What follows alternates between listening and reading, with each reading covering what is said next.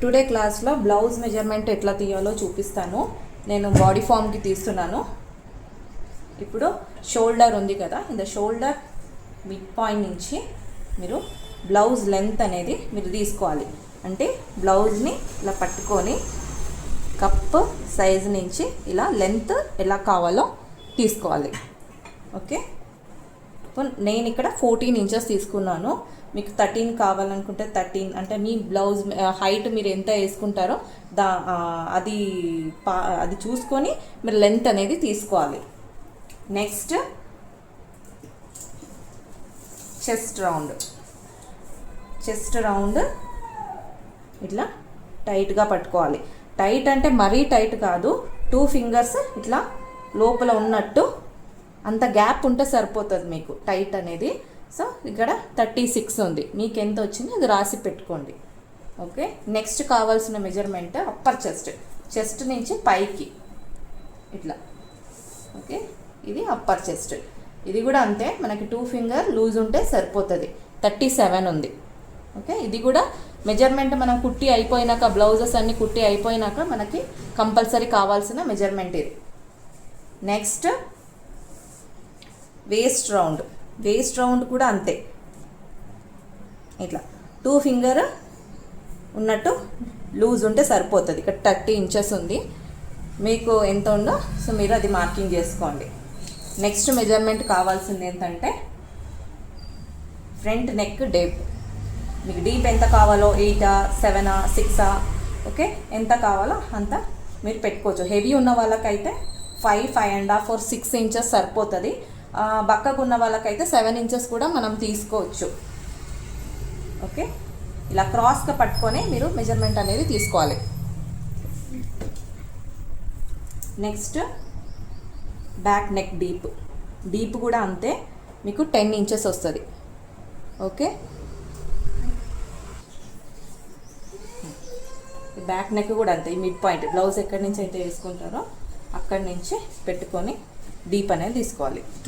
ఇప్పుడు నేను 10 తీసుకుంటాను. నార్మల్గా అందరూ 10 వేసుకుంటారు, కానీ మరీ ఎక్కువ డీప్ కావాలి 11 ఇంచెస్ అన్నప్పుడు అయితే మనకి లోపల కనిపిస్తుంది అనమాట, లోపల బాగా కనిపిస్తుంది. సో అందుకోసమని 10 నుంచి లాస్ట్ మీరు వేసుకోవచ్చు, రాసుకోండి. నెక్స్ట్ షోల్డర్ అంటే ఇక్కడ ఈ పాయింట్ ఉంది కదా మనకి, ఈ ఆర్మ్ హోల్ రౌండ్ తెలియదు అంటే ఈ ఆర్మ్ హోల్ నుంచి ఇట్లా రౌండ్, ఈ రౌండ్కి మనం తీసుకోవాలి. ఇక్కడ తీసుకుంటే మనకి చాలా లూజ్ అయిపోతుంది ఈడన్ని తీసుకుంటే. సో ఈ ఆర్మ్ హోల్ ఎక్కడైతే వస్తుందో అక్కడే మనం ఇలా పట్టుకొని ఇక్కడ నుంచి ఆర్మ్ హోల్ రౌండ్ అనేది తీసుకోవాలి. ఇలా ఆర్మ్ హోల్ రౌండ్ 15 ఇంచెస్ ఉంది.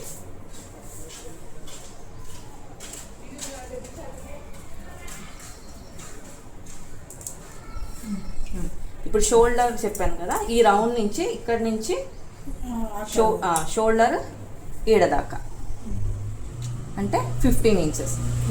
15 ఇంచెస్ షోల్డర్ విడ్త్ అనేది 15 ఇంచెస్.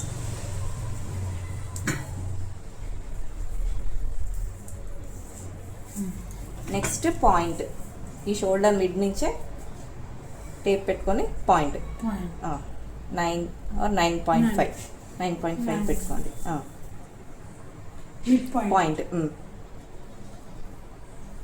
పాయింట్ అని పెడితే సరిపోతుంది.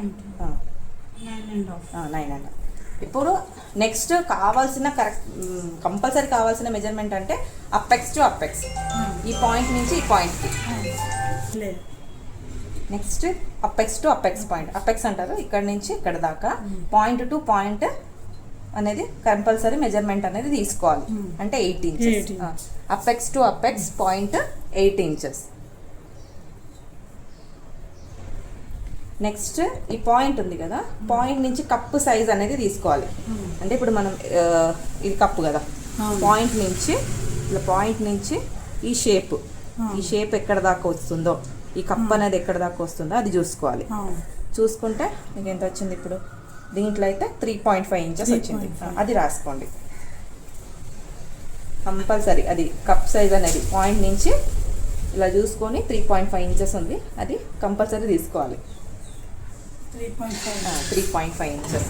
దాని తర్వాత కావాల్సింది అంటే స్లీవ్ లెంత్, స్లీవ్ అంటే ఈ మనం హ్యాండ్ నుంచి షోల్డర్ నుంచి చూసుకోవాలి. అంటే 10 కావాలంటే 10, 4 కావాలంటే 4, మీకు ఎంత కావాలో అంత పెట్టుకోవచ్చు. దాని తర్వాత స్లీవ్ రౌండ్ అంటే ఇట్లా, అది మనకి టైటే పట్టుకోవాలి, మరీ అంటే లూజ్గా ఇలా ఉండవద్దు. మనకి బ్రీతింగ్ మనకి ఎంత కావాలో ఆ బ్రీతబుల్ సైజ్ వస్తే సరిపోతుంది. 12.